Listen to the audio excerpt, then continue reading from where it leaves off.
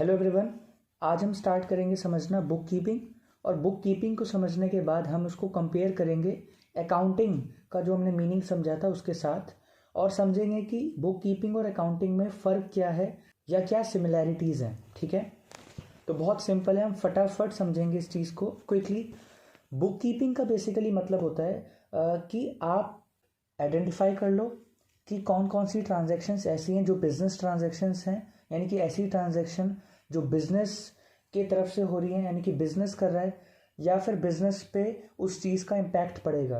तो जब हम ये आइडेंटिफाई कर लेते हैं तो बेसिकली हम कर क्या रहे होते हैं, हम आइडेंटिफाई कर रहे होते हैं फाइनेंशियल ट्रांजैक्शंस को। ठीक है, ये हमने पढ़ा था अकाउंटिंग प्रोसेस वाली वीडियो में।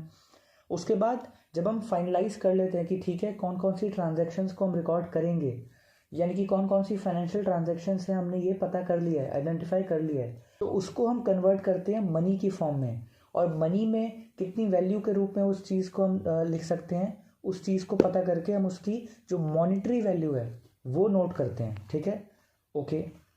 तीसरा स्टेप हमने पढ़ा था कि हम जब ये दोनों चीज़ें हो जाती हैं तो तीसरे स्टेप में हम एक फॉर्मेट के तहत जर्नल के अंदर प्रॉपरली रिकॉर्ड करते हैं इन सभी ट्रांजैक्शंस को क्रोनोलॉजिकल ऑर्डर में, यानी कि सीक्वेंस में, जो चीज़ पहले वो पहले, जो चीज़ बाद में वो बाद में।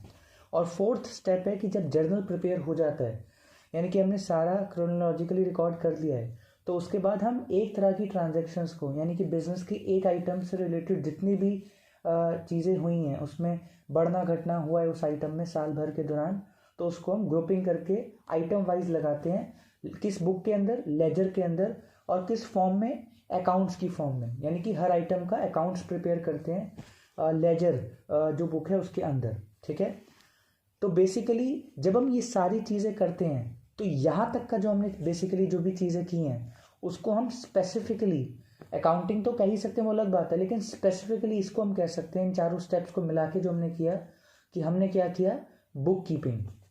तो बुक कीपिंग बेसिकली क्या होता है, जो हमने अकाउंटिंग प्रोसेस पढ़ा था जिसका लिंक मैं यहाँ पे डिस्क्रिप्शन और आई बटन में दे दूंगा, आप ज़रूर उस वीडियो को देखिएगा, बहुत अच्छा है। 14-15 मिनट में हमने पूरा अकाउंटिंग प्रोसेस समझा था स्क्रैच से। तो आप उसको देखने के बाद अगर ये वीडियो देखेंगे तो आपको बहुत जल्दी समझ आ जाएगा।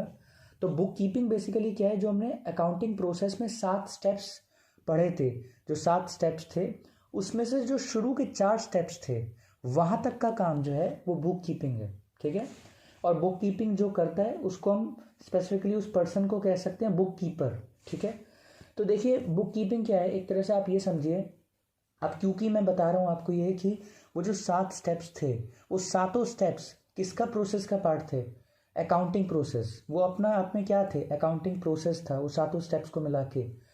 तो अगर मैं ये कह रहा हूँ आपको कि जो शुरू के 4 स्टेप्स थे उसको हम स्पेसिफिकली बुक कीपिंग भी कह देते हैं, तो इसका मतलब इनडायरेक्टली मैं ये कहना चाह रहा हूँ कि book keeping all together different नहीं है अकाउंटिंग से। उल्टा हमें ये कहना चाहिए कि बुक कीपिंग जो है वो अकाउंटिंग का जो पूरा प्रोसेस है उसका एक पार्ट है, उसका एक अंश है। ठीक है, book keeping is a part of accounting. ठीक है, बहुत लोग समझते हैं कि शुरू के 4 स्टेप्स डिफरेंट है, वो बुक कीपिंग है और अकाउंटिंग उसके बाद स्टार्ट होती है। नहीं, ऐसा नहीं है। अकाउंटिंग वहीं से ही स्टार्ट हो जाती है जब हम आइडेंटिफाई कर रहे होते हैं फाइनेंशियल ट्रांजेक्शन्स को। सवाल ये उठता है कि हमने डिमार्केशन क्यों करी है। देखिए, डिमार्केशन नहीं भी करते तो भी चल जाता, लेकिन बस ये है कि एक स्किल्ड काम जो है, जो लास्ट के जो स्टेप्स हैं 5, 6, 7, जो समराइजिंग, एनालिजिंग और जो लास्ट का कम्युनिकेटिंग, ये जो ऐसे काम है जो हम सभी को नहीं दे सकते, वो ऐसे काम है जो स्किल्ड वर्कर्स करते हैं।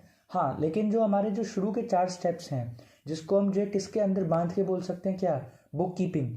बुक कीपिंग एक ऐसा काम है जो हम रिलेटिवली थोड़ा कम स्किल्ड जो पर्सन है वो भी कर सकता है। तो अगर हम बुक कीपिंग जैसा कोई कंसेप्ट निकालते ही नहीं या उसको बोलते भी नहीं तो भी चल जाता है। ऐसा नहीं था कि अकाउंटिंग फिर कोई अलग तरीके से होती, बस हमें एक नाम दे दिया, एक डिमार्केशन कर दी कि हाँ भाई जो शुरू के 4 स्टेप्स हैं वो हम एक्सपेक्ट कर सकते हैं उस बंदे से भी जिसने केवल 12th पास कर रखी हो, तो वो भी जो है शुरू के 4 स्टेप्स जो है वो कर सकता है। ठीक है, तो उसके बाद वाले जो स्टेप्स हैं वो हम केवल एक एक्सपीरियंस्ड बंदे को ही देंगे। तो अकाउंटिंग का जो लेटर पार्ट है, जो प्रोसेस का लेटर हाफ है एक तरह से, 5, 6 और 7 वाला जो पोर्शन है वो हम किसी ऐसे बंदे से कराएंगे ये वाला काम जो काफ़ी एक्सपीरियंस्ड हो और काफ़ी जो है स्किल्ड एक अकाउंटेंट हो, काफ़ी टाइम से जो है काम करता आ रहा हो, ठीक है। ये भी हो सकता है कि जो बंदा पहले बुक कीपर हो वो एक्सपीरियंस गेन करते करते जो है अल्टीमेटली वो वाले काम भी करने लग जाए जो स्टेप्स 5, 6 और 7 बताते हैं, ठीक है। तो कुल मिला के बुक कीपिंग और अकाउंटिंग के बारे में हमने जो है समझा यहाँ पे। बुक कीपिंग में फिर कह रहा हूँ अकाउंटिंग से अलग नहीं है, ये अकाउंटिंग का ही पार्ट है।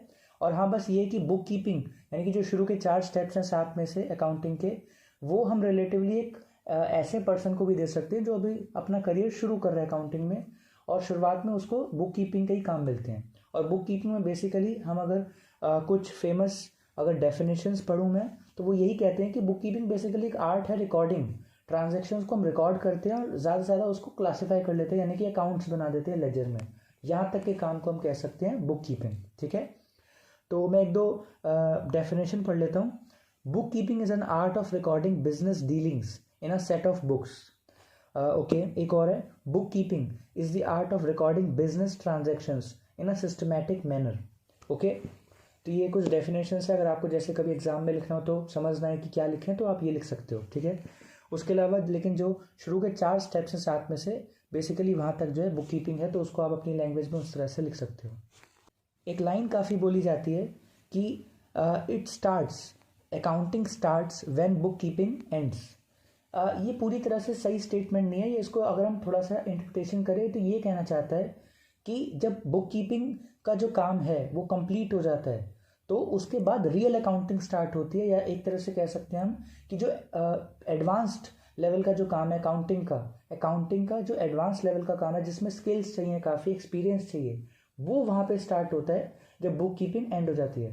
पर ऐसा नहीं होता कि बुक कीपिंग जब चल रही होती है तो हम अकाउंटिंग नहीं कर रहे होते, कुछ और कर रहे होते, नहीं। अकाउंटिंग जो है स्टेप 1 से ही शुरू हो जाती है जब हम आइडेंटिफाई करते हैं फाइनेंशियल ट्रांजेक्शन्स। तो इसको इस तरह से आप कह सकते हैं कि हाँ, when bookkeeping ends the advance level of accounting which include summarising, analysing and communication of the accounting information starts. इसको आप इस तरह से कह सकते हो। तो कभी एक्सप्लेन करने को आओ तो आप पूरा बताइए कि ऐसा नहीं है कि बुक कीपिंग जब चल रही होती है तो अकाउंटिंग से हम दूर होते हैं, अकाउंटिंग नहीं हो रही होती, ऐसा नहीं है। हाँ, ये होता है कि अकाउंटिंग का वो वाला पार्ट चल रहा होता है बुक कीपिंग के दौरान जो थोड़ा सा ईजी वाला पार्ट होता है। चलिए, इसी के साथ हमारा बुक कीपिंग और अकाउंटिंग की जो डिस्कशन थी और जो कंपैरिजन था वो कंप्लीट होता है। अब यदि अगर आप जिस भी नोट्स से जिस भी बुक से अगर आप पढ़ते हो तो एक टेबल दी रहती है बुक कीपिंग और अकाउंटिंग के डिफरेंस बिटवीन की। आई एम श्योर कि अगर आप थोड़ा सा एफर्ट करें और उसको टेबल को अगर आप पढ़ेंगे तो आई एम श्योर 100% कि आपको वो जो डिफरेंस बिटवीन है बुक कीपिंग और अकाउंटिंग के बीच में ज़रूर समझ आ जाएंगे। लेकिन अगर फिर भी कोई भी डाउट हो तो ज़रूर आप कमेंट सेक्शन को यूज़ कीजिए।